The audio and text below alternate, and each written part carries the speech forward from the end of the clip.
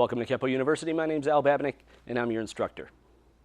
The definition of a crossover is to gain or lose maximum distance, which is a stance and a half, from your opponent without changing sides.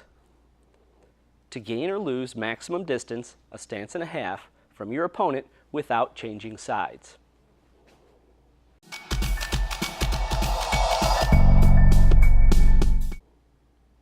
All right, let's take a look and see what one is. By the way, a crossover is different from a cover-out. On a cover-out, you're always looking around, and you're usually going away from the guy. With a crossover, we could be going forward, we could be going backwards. So just keep the terminology in mind, that a cover-out is a little bit different than a crossover. All right, so you're my opponent. So I'm in my neutral bow on my line, not worried about my hands, just my feet. So a crossover is to gain or lose. So in this case, I'm going to gain maximum distance.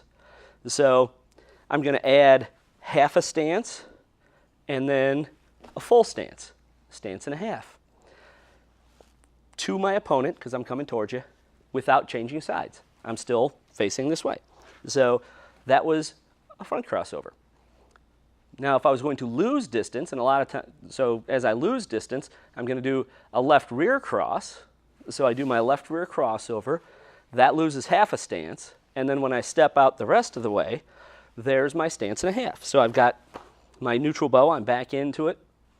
So a crossover is to gain or lose maximum distance, a stance and a half, from your opponent without changing sides. So that means I'm not turning this way. So I don't want to go like that, do anything weird like that. So it's not that. You see what I mean? So if you're facing this way, or if your center line's facing this way to begin with, you keep it that way. And you can do front crossovers, rear crossovers. So a cover out, it would be a front crossover because you're covering the groin as you look around. Just watch the video on cover outs for that one.